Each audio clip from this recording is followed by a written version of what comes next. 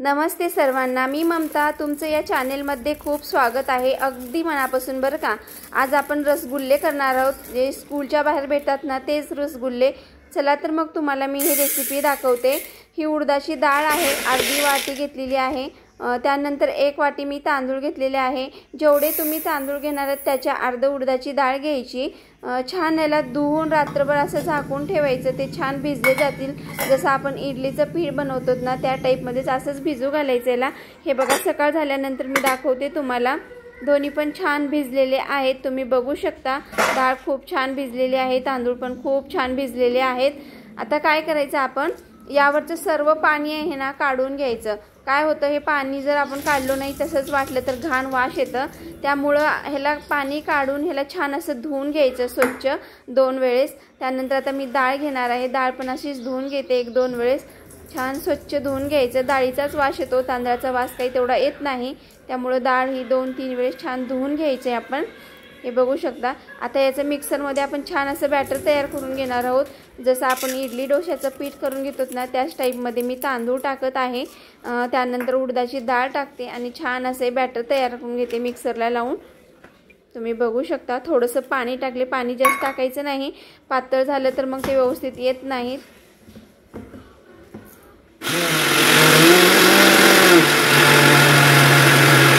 झालेलं आहे आपलं पीठ, जास्त पातळ करायचं नाही। माझं जरा पातळ झालं असं वाटत आहे, पण काही नाही, येतं ते व्यवस्थित। त्यानंतर मी 1 चम्मच खायचा सोडा आणि एक छोटंसं चम्मच घेऊन त्यामध्ये कलर टाकलेला आहे। त्याला छान असं 1 मिनिट फिरवून घ्यायचं। 1 मिनिट फिरवल्यामुळं काय होतं, ते खायचा सोडा आहे ना चौकट फिरला जातो आणि पीठ छान असं फुगतं आपलं। त्यासाठी मस्त त्याला फिरवून घ्यायचं। त्यानंतर गॅसवरती कढई ठेवली, त्यामध्ये मी तेल टाकत आहे। अर्धी कढई तेल बस झालं, जास्त पण नाही लागत। त्यानंतर तेल गरम होईपर्यंत मी पाक करून घेणार आहे। 1 वाटी साखर टाकली आणि अर्धी वाटी पाणी टाकली, छान याला फिरवून घ्यायचं आता। थोडीशी विलायची टाकली मी। पाकाची तार होऊ द्यायचं नाही, फक्त साखर पातळ होऊ द्यायचं, बस एवढंच होऊ द्यायचं। जरा चिकट झाली की गॅस बंद करायचं। त्यानंतर तेल पण छान तापलेलं आहे, तुम्ही बघू शकता। मी छोटे छोटे गोळे सोडत आहेत भज्यासारखे। जसं उडदाचे वडे करतो ना आपण तसेच ते वर येतात, जरा पातळ झाल्यामुळं। तुम्ही बघू शकता छान तळलेले आहेत। आता मी याला बाहेर काढून घेणार आहे। मस्त वास खूप छान येत आहे, जो आपण मेंदू वडा वगैरे बनवतो ना त्याच टाईपमध्ये याचा वास येत आहे। तुम्ही बघू शकता ते छान झालेले आहेत। मस्त कलर तर खूप छान आलेला आहे।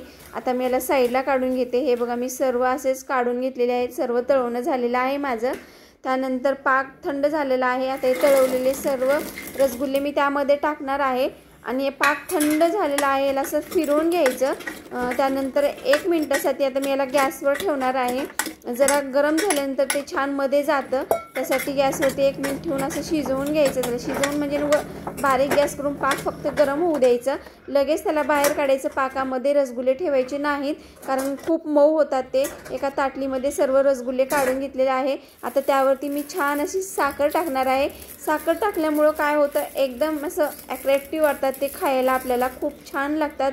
आणि टचकुन्या साखर जेव्हा आपण खाते वेळेस तोंडात येते ना तेव्हा ते अजून खूप छान लागतं, त्यासाठी वरून थोडीशी साखर टाकायची। तुम्ही बघू शकता, एक 10-15-20 मिनिट मी त्याला फॅन खाली ठेवलं, छान झालेले आहेत। हे बघा तुम्ही, आता मस्त असं मी तुम्हाला दाबून दाखवते मधून कसं पाक निघत आहे, तुम्ही बघू शकता। मस्त झालेले आहेत, आज झालेत का नाही आपल्या स्कूलच्या टाईपसारखे। चला तर मग तुम्हाला ही रेसिपी आवडली तर तुम्ही नक्की ट्राय करा आणि माझ्या चॅनलला लाईक सबस्क्राईब करायला विसरू नका। बाय, भेटू दुसऱ्या व्हिडिओमध्ये।